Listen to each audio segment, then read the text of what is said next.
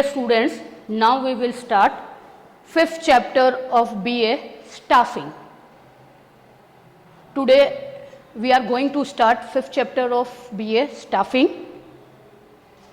बहुत ईजी सा मीनिंग होता है स्टाफिंग का कि किसी बिजनेस यूनिट में, किसी ऑर्गेनाइजेशन में एम्प्लॉयज़ को रिक्रूट करना, उनको सेलेक्ट करना, एम्प्लॉयज़ को अपॉइंट करना, जनरल मीनिंग होती है स्टाफिंग की कि कोई बिजनेस यूनिट है या कोई एक इंस्टीट्यूट है या कोई एक ऑर्गेनाइजेशन है, उस ऑर्गेनाइजेशन में स्टाफ को रिक्रूट करना, स्टाफ को सेलेक्ट करना, उनको ट्रेनिंग प्रोवाइड करना, ये सब इंक्लूड होता है स्टाफिंग में। ट्रेडिशनल टाइम में ये होता था कि ट्रेडिशनल टाइम में स्टाफिंग में एम्प्लॉयज़ को बहुत ज़्यादा केयर नहीं किया जाता था, एम्प्लॉयज़ की बहुत ज़्यादा इम्पोर्टेंस नहीं थी। जैसे जैसे कंट्री में इंडस्ट्रियल कल्चर डेवलप हुआ और इंडस्ट्रीज़ की डिमांड बढ़ी, गुड्स एंड सर्विसेज की डिमांड बढ़ी, वैसे वैसे इनवैल्यूएबल एसेट्स बन गए किसी बिजनेस यूनिट में एम्प्लॉयज़। यानी अभी इन प्रेजेंट टाइम किसी भी बिजनेस यूनिट में विदाउट एम्प्लॉयज़ किसी भी ऑर्गेनाइजेशन को एज्यूम करना मुश्किल है। यानी चाहे वहाँ कितनी ही मशीनरीज हो, कितने ही इक्विपमेंट्स हो, लेकिन without handling by man power वो सारे इक्विपमेंट्स कोई भी वर्क नहीं कर सकता है। यानी मशीनरी एक्टिविटीज़ होती है या जो मशीन एक्टिविटीज़ है उसको रन करने के लिए भी पर्सन क्या रहता है, इम्पोर्टेंट रहता है। तो ये एक बेसिक है कि स्टाफ हर जगह ज़रूरी है, लेकिन इन प्रेजेंट टाइम स्टाफिंग की इम्पोर्टेंस बहुत ज़्यादा बढ़ गई है और उसका एरिया भी बहुत ज़्यादा वाइड हो गया है। 19th सेंचुरी के बाद लगभग ऐसा कल्चर डेवलप हुआ कि जिसमें स्टाफ को बहुत ज़्यादा वैल्यूएबल एसेट्स की जैसे ट्रीट किया जाता है, उसकी फीलिंग्स की केयर की जाती है, उसके इमोशंस को ध्यान में रखा जाता है और ऐसा बिहेव किया जाता है जिससे कि वो फुली एफिशिएंसी से बिजनेस यूनिट को अपनी सर्विस प्रोवाइड कर सके। यहाँ स्टार्ट करेंगे कंसेप्ट से। जनरल कंसेप्ट क्या होता है? In the ordinary sense the term staffing is not merely recruitment but also includes acquiring employees, training and maintain them in the organization।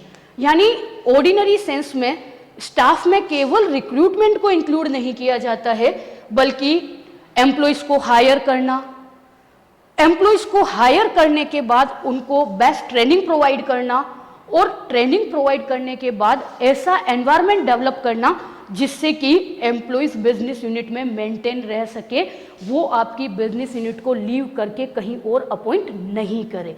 ये जनरल कंसेप्ट है। यानी जब नैरो कंसेप्ट था तो उसमें स्टाफिंग में केवल रिक्रूटमेंट को ही इंक्लूड किया जाता था कि स्टाफिंग का मतलब किसी बिजनेस यूनिट में एम्प्लॉयज़ को रिक्रूट करना या एम्प्लॉयज़ को क्या करना, सेलेक्ट करना। लेकिन प्रेजेंट टाइम रिक्रूट करना, सेलेक्ट करने के बाद बिजनेस यूनिट में उनको मेंटेन करना भी इंक्लूड होता है। कुछ मैनेजमेंट एक्सपर्ट्स कहते हैं in a wider sense it includes recruitment. सबसे पहले स्टाफिंग में आता है recruitment, selection. Recruitment process complete करने के बाद सेलेक्ट करना, देन ट्रेनिंग, ट्रेनिंग के बाद प्रमोशन। अगर कोई पर्सन प्रॉपर वर्क करता है तो उसको प्रमोशन प्रोवाइड करना, transfer and post retirement activities included in staffing pattern.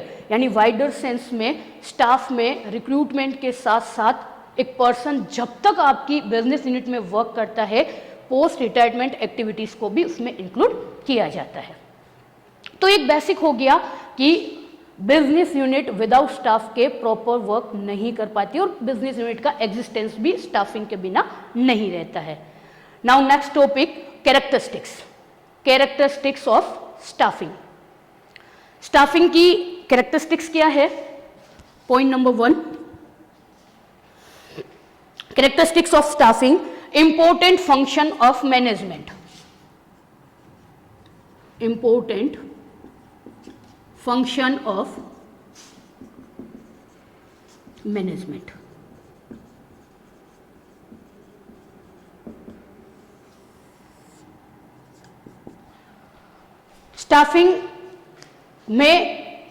Staffing एक इंपॉर्टेंट फंक्शन है मैनेजमेंट का, like is planning, controlling, coordination या डायरेक्शन। यानी किसी बिजनेस यूनिट में स्टाफिंग का एक इंपॉर्टेंट रोल होता है, जैसे प्लानिंग का होता है, कोऑर्डिनेशन का होता है या कंट्रोलिंग का होता है।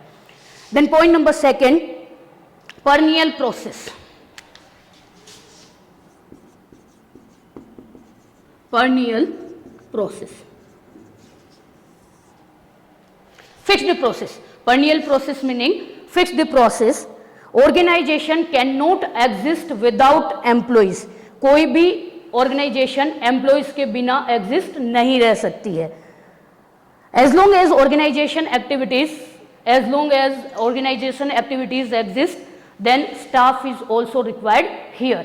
यानी जब तक ऑर्गेनाइजेशनल एक्टिविटीज चलती है तब तक स्टाफ का रहना जरूरी है। यानी पर्नियल प्रोसेस मीनिंग यानी लॉन्ग टर्म के लिए चलने वाली यूनिट है जिसमें स्टाफिंग पैटर्न कंटिन्यू चलता रहता है। अगर बिजनेस का एरिया वाइड होता है तो न्यू पर्सन अपॉइंट होते हैं, अगर बिजनेस का एरिया शॉर्ट होता है तो कुछ पर्सन्स जॉब से लीव करते हैं। इसी तरह से नई बिजनेस यूनिट बनती है तो न्यू पर्सन्स को अपॉइंट किया जाता है। तो ये एक्टिविटीज कंटिन्यूअसली चलती रहती है। Point number third, concerned with human relations. Concern with human relations.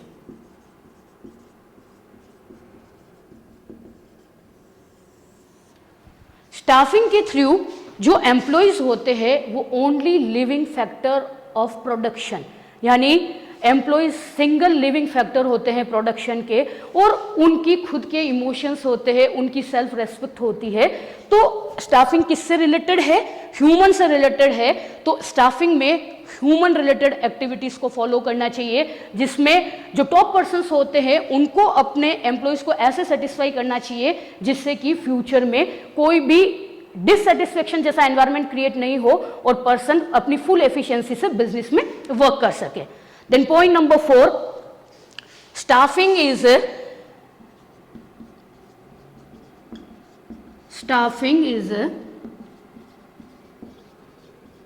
Dynamic process. Staffing is a dynamic process. Dynamic यानी मूवेबल। डायनामिक का मीनिंग क्या हो सकता है कि स्टाफिंग डायनामिक प्रोसेस है जो कभी भी स्टॉप नहीं होता है, वो कंटिन्यूअसली चलता रहता है। इसमें क्या डिफाइन किया हुआ है? Because of proper staffing all the activities, because of proper staffing all the activities of business is a dynamic, यानी कंटिन्यूअसली चलती रहती है। बिजनेस यूनिट में कुछ भी स्टॉप जैसा नहीं आता है, इसलिए स्टाफिंग को क्या कहा है? एक बिजनेस यूनिट में डायनामिक एक्टिविटी कहा है। देन फर्स्ट पॉइंट से रिलेटेड है, रिलेटेड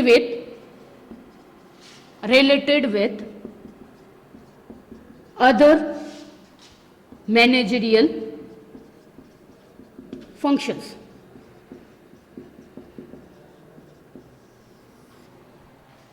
अदर मैनेजरियल फंक्शन में बार बार आपको कह रहे हैं कि प्लानिंग के बाद आपका डायरेक्शन, ऑर्गेनाइजेशन और controlling activities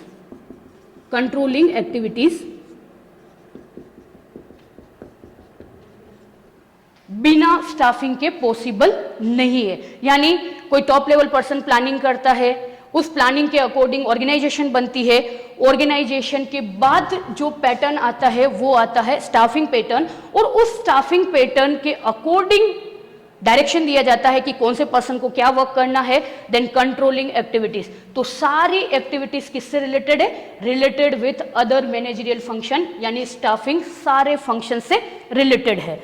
then point number 6, wide scope.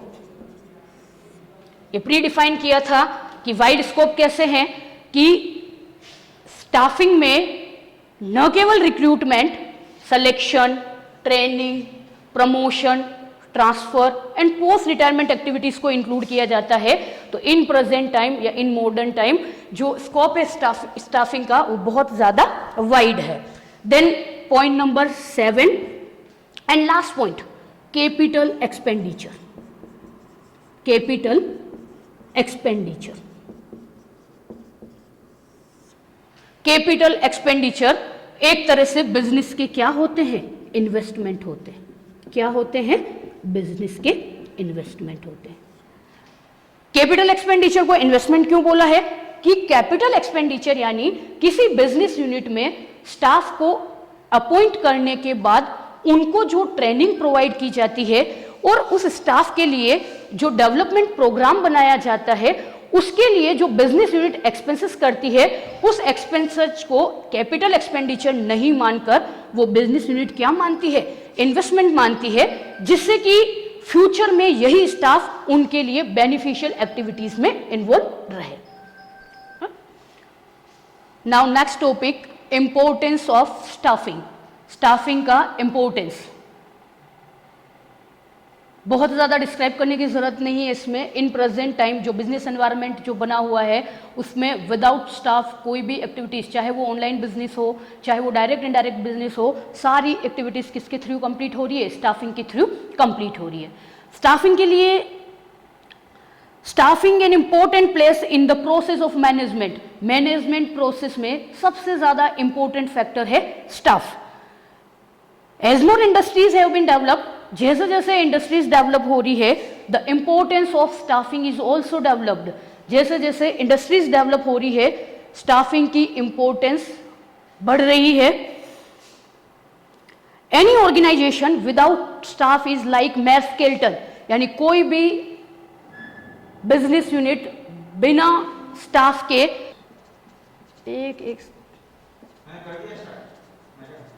Organisation without staff is like mere skeleton, यानी बिना स्टाफ के एक मैर स्केलेटन जैसी कंडीशन होती है एक बिजनेस यूनिट की।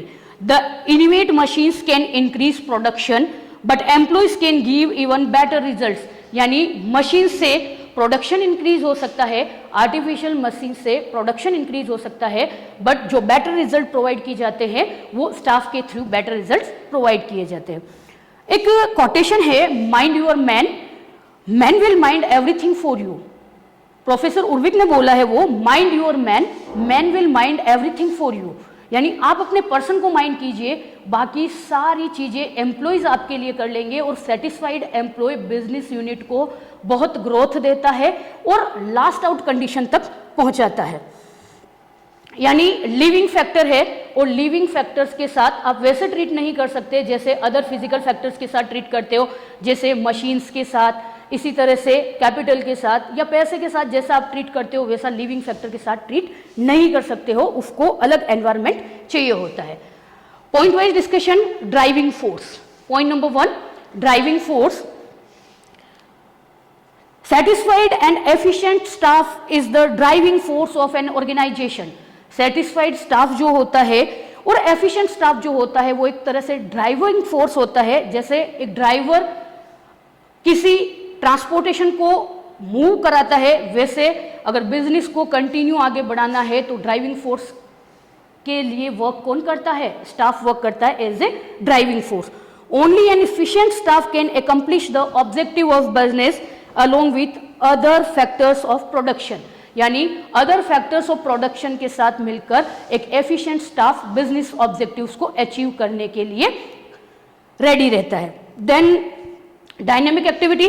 डायनामिक एक्टिविटी आपको कैरेक्टरिस्टिक्स में भी ये पॉइंट आया था डायनामिक प्रोसेस के नाम से, और यहाँ आया है डायनामिक एक्टिविटी, यानी स्टाफ एक ऐसी एक्टिविटीज क्रिएट करता है जिससे कि बिजनेस गो थ्रू रहे, कभी भी बिजनेस में स्टॉप वाली कंडीशन नहीं आए।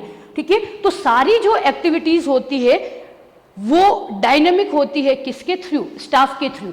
अगर कभी स्ट्राइक वाली कंडीशन आती है या किसी इंस्टीट्यूट पर प्रॉपर स्टाफ कोऑपरेट नहीं करता है तो कुछ टाइम के लिए वो बिजनेस स्टॉप भी हो सकता है।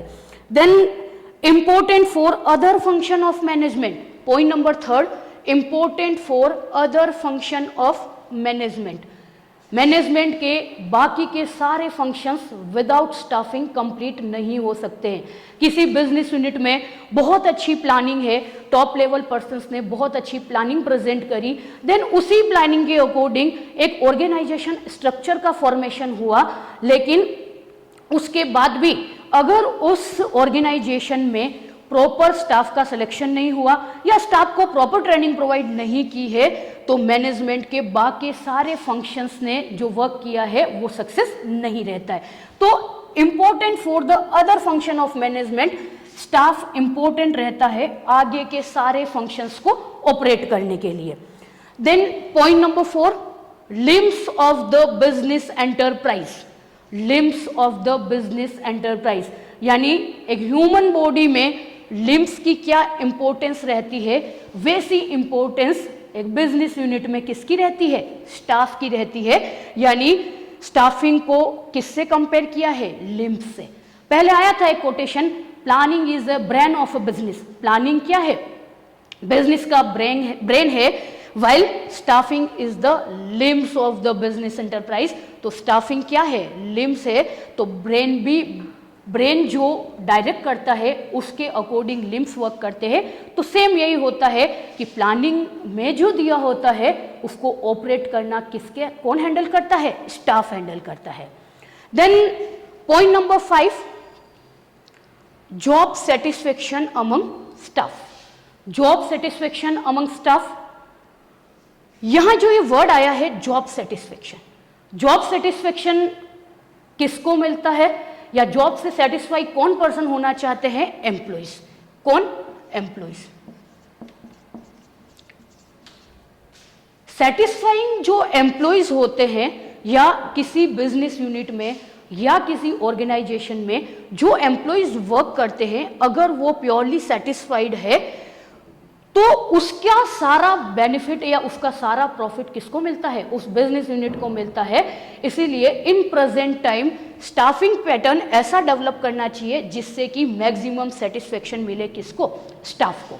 अगर स्टाफ सेटिस्फाई नहीं है या किसी बिजनेसमैन ने या किसी ओनर ने ऐसा एनवायरनमेंट रिप्रेजेंट नहीं किया है जिससे कि पर्सन सेटिस्फाई नहीं है या एम्प्लॉय सेटिस्फाई नहीं है, तो उस जगह वो बिजनेस को स्कीप कर सकता है, बिजनेस छोड़ के जा सकता है। और लेबर टर्नओवर रेट उस बिजनेस की क्या हो सकती है, इंक्रीज हो सकती है। लेबर टर्नओवर रेट, जब डिफरेंट टाइम्स पे अगर स्टाफ चेंज होता है या आप न्यू स्टाफ को अपॉइंट करते हो, पुराने स्टाफ को जो आपने ट्रेनिंग प्रोवाइड करी है और वो बिजनेस को स्कीप कर देता है, बिजनेस छोड़ के चला जाता है, तो लेबर टर्नओवर रेट इंक्रीज हो जाती है जिससे कि कॉस्ट ऑफ प्रोडक्शन भी इंक्रीज होती है। Then point number 6, harmony in relations. Staffing creates an environment of satisfaction among employees, यानी ओनर और एम्प्लॉइज का better relationship harmony in relations में आता है कि जो ओनर होते हैं और जो एम्प्लॉइज होते हैं उनमें बेटर रिलेशनशिप डेवलप्ड होती है through staffing pattern. Then increase the goodwill of organisation या increase the prestige of organisation. किसी ऑर्गेनाइजेशन की goodwill directly and indirectly connected with staff, यानी किसी बिजनेस यूनिट में वर्क करने वाले स्टाफ या एम्प्लॉइज प्रॉपर है, वो अपनी फुल एफिशिएंसी से वर्क कर रहे हैं, तो उसके बाद अपने आप एक शॉर्ट टाइम पीरियड के बाद उस यूनिट की गुडविल अपने आप इंक्रीज हो जाएगी। Then last point, continuous process. Staffing is a continuous process. जब तक बिजनेस यूनिट का एग्जिस्टेंस रहता है तब तक स्टाफिंग एक्टिविटीज कंटिन्यू रहती है। यानी स्टार्टिंग में मैंने डिफाइन किया था कि जैसे एक बिजनेस यूनिट शॉर्ट स्केल से स्टार्ट हुई, जैसे जैसे उस बिजनेस यूनिट का डेवलपमेंट हुआ वैसे वैसे स्टाफ इंक्रीज हुआ, उसने अपनी कोई नई ब्रांच रखी तो उस ब्रांच में फिर न्यू एम्प्लॉयज़ को अपॉइंट किया या किसी एम्प्लॉयज़ को प्रमोट किया, किसी का ट्रांसफ़र किया, तो ये स्टाफिंग पैटर्न है वो अपने आप में एक कंटिन्यूअस प्रोसेस है। तो ये जो टॉपिक, जो आज के टॉपिक थे, characteristics of staffing, then importance of staffing, इसके कुछ पॉइंट्स रिजेंबल करते हुए, जैसे important for the other function of management, dynamic activities. तो ये स्टाफिंग पैटर्न जो कंटिन्यूअसली वर्क करता है किसी बिजनेस यूनिट में और बिजनेस की सक्सेस में इनका इम्पोर्टेंट रोल रहता है।